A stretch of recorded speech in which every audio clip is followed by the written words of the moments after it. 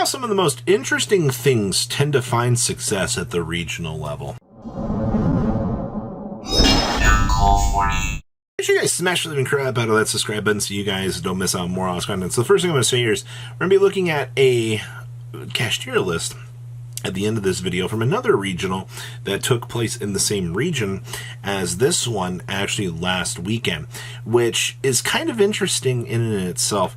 And let's get into the breakdown for this. So we had 2 Mana DM present for the top cut of this event, which once again, I mean, we're seeing more and more Mana DM kind of being present in these top cuts, and I'm not all that surprised. I think that Mana DM's presence in today's meta has just, it's been felt, but not so much on the YCS level anymore. It's more these competitors have started to head towards, you know, the regional level, and we're starting to see it kind of settle in at that regional level, which is fine, but it's kind of struggling outside of that, which kind of is interesting to see. Now, the rest of this, I mean, we had 1 Unchained Duelist, which pretty standard at this point in time to see that. We also had 1 Rescue Ace kind of creeping on in here as well. That's pretty standard at this point. We did have 1 Chimera Illusion good stuff in here. I'm actually kind of happy to see that Chimera did get a chance to shine at this regional. We also had a Tier Limits and a Labyrinth player. Now, I do want to talk about this Volcanic Runic deck. I do not have the list before somebody's like, well, you know, so I didn't mention at the beginning of the video, alright? I honestly want to talk more about the cash tier list, but Volcanic Runic is a pretty easy concept.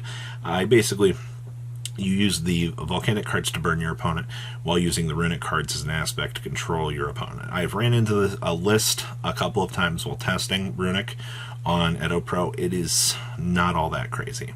Alright, it's a cool concept, but there's a reason why it doesn't tend to be one of the more consistent option trees that we tend to see. So I just wanted to point that out, that you could have a little bit of an idea of what's going on there, and at least the concept of the deck before you're like, why is there no list? Well, I mean, it's what you got to remember when you're building these little hybrids. It's less about, you're going to try to put in less Volcanic cards, and you're going to use the Runic engine to make sure that you can have consistency. The one good thing that the Volcanic package has going for it is a lot of discard outlets from the deck. I mean, milling some scatter shots, you know, getting the chance with Rimfire interactions to deck then the activating of the Volcanic stuff from the deck as well.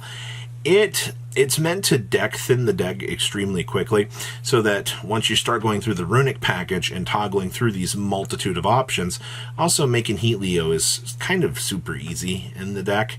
It's starting to get back recurability and things too. Yeah, you got a lot of different options going with you, so that should give you a little bit of an idea as to what's going on if you were wanting to play that pile. Now let's pass on over to deck list. Winning our event here was basically good old Unchained at this point in time, and you know, I'm not really all that surprised to still see the standard competitor in the metagame kind of doing its thing. Now, we still are playing the DDD package. After the YCS, we did see that there was at least 1 successful version that tried to change a little bit more of the norms out here, but that's fine. I mean, a lot of people are going to stick to a lot of the standard ideas that they've kind of come to, and, you know, I kind of agree. We do have the 1 Unchained Soul of Disaster. I mean, most builds, if they're going to play this, do end up siding it, so I think this works out just fine. Triple Pot of Prosperity, go Diglet Digging, and of course, we have Change of Heart. I love the fact you can just thrust on into this, and they also have the 3rd thrust down here as well, so, you know, if you need to be able to, you know, go into this. And because they're playing thrust, they also play the Herald of the Abyss to help answer, you know, the kitty cat matchup, because you want to make sure that you're not losing to that deck, because, trust me, Cat in the Hat can ruin this deck's day. Next up here, we have our Rescue Ace Good Stuff Turbo. Now, we are playing the Super Polys. There is no Giltia Gearfried present down here. They are relying on the Dragon Knight Draco Quest as their Super Poly target to be able to kind of rip apart the boards. I mean, let's call it what it is, a Dragon Synchro monster plus a Warrior monster. Baron de Fleur standing next to a Dissipator. Super easy. Super fun interaction. You love to see it. I also see that we do have some DD Crow action happening down here as well. So interesting to see that we kind of have ran it on back here, and we're kind of, it's not just nice to see DD Crow doing its thing. I mean, if your opponent has a Jet Synchron down, you know, a Bysteel can't answer that. You know, you can go ahead and just caw this away, and congratulations. Now you don't have to worry about, you know, seeing a Synchro that's going to come out and possibly start setting up some negates on you. All right, it's all about the immediate answers and the value that you get with them. Next up here, we have our branded good stuff Chimera pile, and I see that we are playing the Light Hex Seal Fusion. Yeah, baby. Good old Dark Dragoon. I still think that if a deck cannot play around Dark Dragoon right now, that's probably the reason why it's losing. Let's call it what it is, though. Dark Dragoon still being legal in our meta is so comical. Like, this card just fails so hard to do things. It's good against Rogue, don't get me wrong, but it just struggles in every other department to kind of be relevant. Outside of that, I mean, little notes. I mean, the end of Anubis has just kind of moved on in here to be a more stabilized card. No real change there. Triple crossouts. You still need to make sure that you can play the game.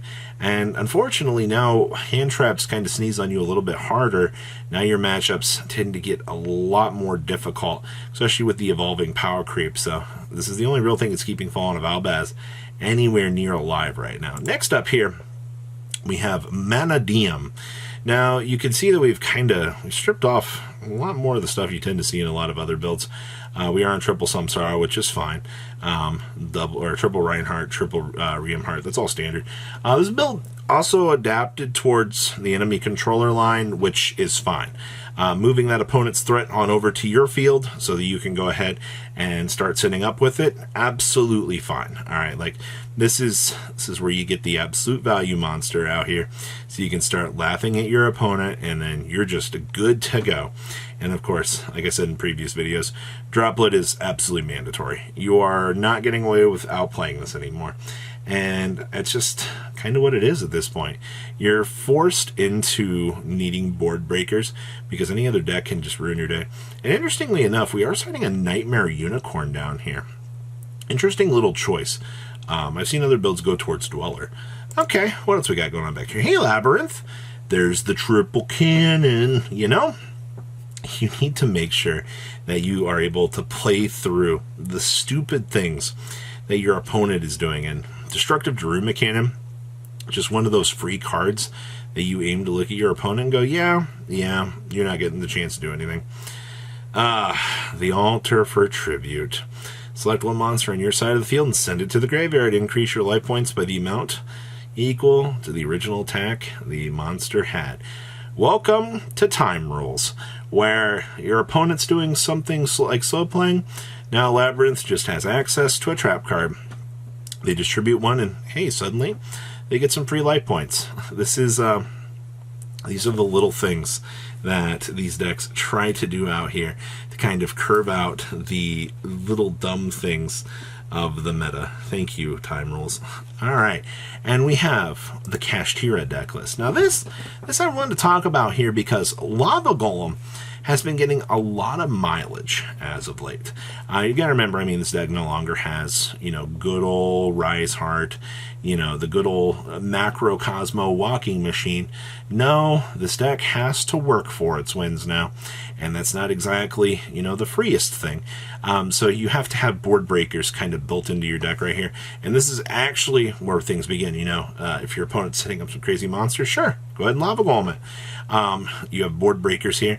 I understand that we are playing Shifter and Droplet in the same deck, and there could be a slight confliction of interest there, but I really don't think so. I think that in the vacuum of things here, making sure that you can board break and wipe your opponent is very, very strong. I also see that we are playing Summon Limits. This deck does kind of have to rely on some very strange floodgates in order to play the game, because if things start going out of control, it's going to be a bad time. And I do see that we do have Ghost Reaper and Winter Cherries present in here as well. Once again, you have to play cards that might not necessarily be the most optimized, but I mean, this deck is able to check out. Look at its extra deck down here. I mean, you're checking all of your crazy weaknesses, especially down here with the Expirly Nor. So covering as many bases as possible with a deck like this. I like the concept. It's got a lot of potential, and I think that we could definitely see some more interesting things to come with Cashier. So what do you guys think? Please leave a comment down below, tell me what you guys think, and I'll see your beautiful faces back here later today, guys. Peace. Patrons, thank you.